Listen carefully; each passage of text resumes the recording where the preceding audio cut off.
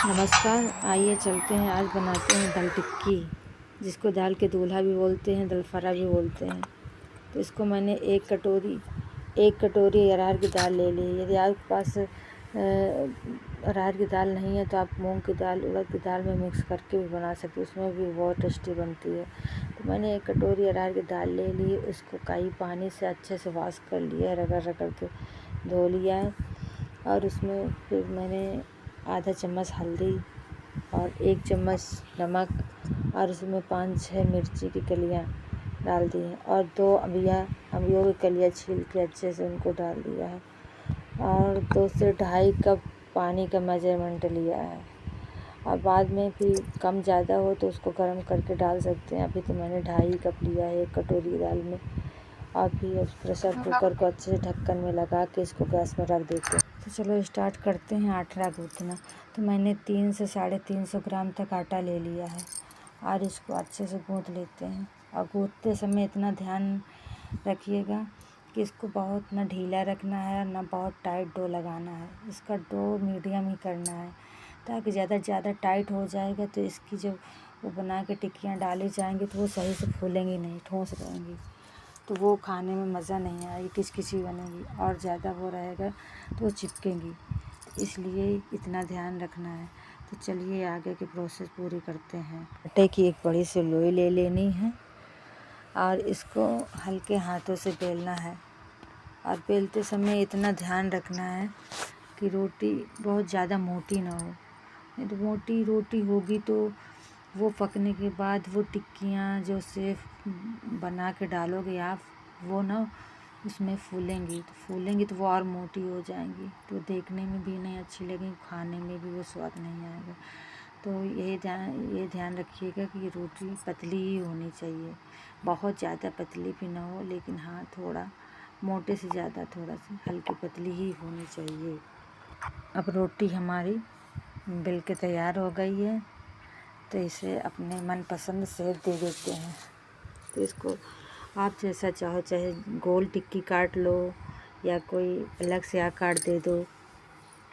इसमें बहुत सारे मन चाहे आकार दे सकती हूँ, फ्लावर है, बर्फ़ी शेप है, सर्कल शेप है, जैसे चाहो मन चाहा आकार दे सकती हूँ अपने मन मुताबिक। बड़ी सी रोटी का जितना एक्स्ट्रा आटा है उसको हम सही से अच्छे से निकाल देते हैं और फिर टिक्कियों को मनचाहा आकार देते हैं।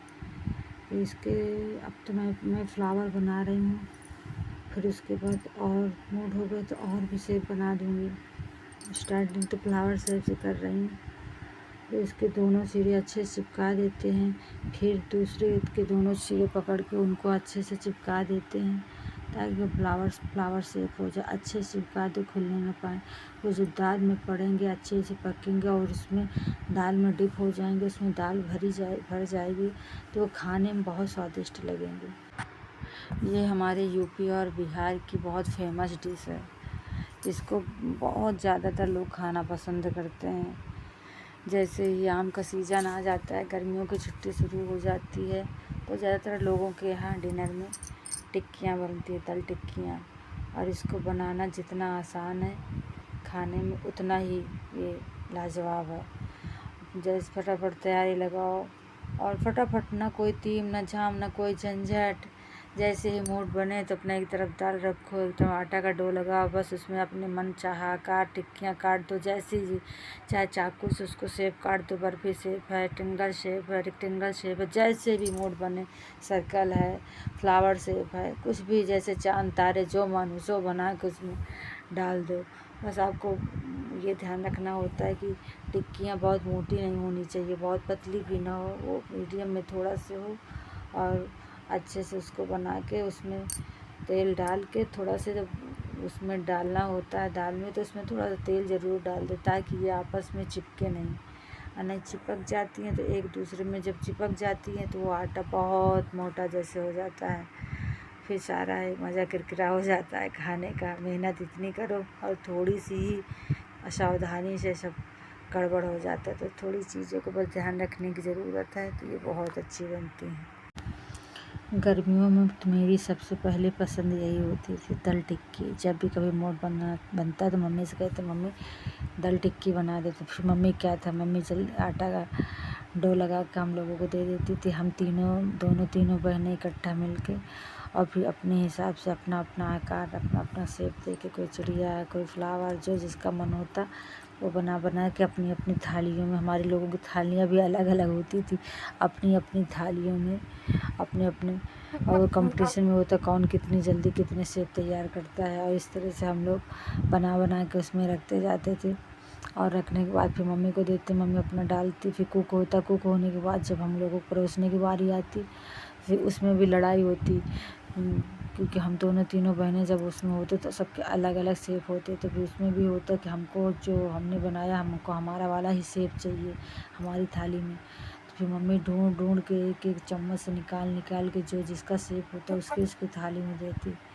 और फिर उसमें क्या था, फिर बहुत मज़े से सर्व कर। देखो, आपके साथ दाल टिक्की बनाते बनाते बचपन की यादें भी ताज़ी हो गई। और ये जीवन जब तक रहेगा वो सब यादें तो बराबर जुड़ी रहती हैं ना। जब भी वैसा कुछ करो तो आप भी अपनी यादें मुझे शेयर करिएगा, ताकि हम लोग एक साथ बांट सकें। तो चलिए वापस आते हैं अपनी डिश पर। तो देखते हैं हमारे दाल के क्या हाल है। तो मेरी दाल पक चुकी है पूरी तरह, मैंने इसको चेक कर लिया है। मैं अपने वीडियो को ज़्यादा लंबा नहीं करना चाहती, इसलिए मैंने चेक कर लिया, मेरी दाल पक चुकी है। और इसमें अब टिक्कियाँ डाल देते हैं अच्छे से। अब मेरी टिक्कियाँ अच्छे से उबल चुकी हैं, मैंने 2-3 उबाल ले लिया है। 5-6 मिनट तक मैंने इसको अच्छे से पका लिया है और मैंने चेक कर लिया अच्छे से पक गई हैं। ज़्यादा वीडियो लंबा ना हो इस वजह से मैंने शॉर्ट में दिखाया है आपको, और आप खुद ही समझदार अपने हिसाब से आप सेट कर लेना। और फिर अब मैं तड़के के लिए तेल रखती हूँ। इसमें 8-10 लहसुन की कलियाँ छील के और जीरा, हींग, तीनों चीज़ों का अच्छा से मिश्रण बना के मैंने अच्छा से एक तड़का लगा लिया है। तड़का लगाने के बाद इसको अच्छे से पूरे दाल में मिला देते हैं। और मिलाने के बाद चलो अब आगे की प्रोसेस पूरी करते हैं, इसको सर्व करने की तरफ आगे बढ़ते हैं। यदि आप हो सके तो दाल कुकर में बनाइए और टिक्की को आप किसी छिछले पैन पे डाल के ही उसको पकाइएगा।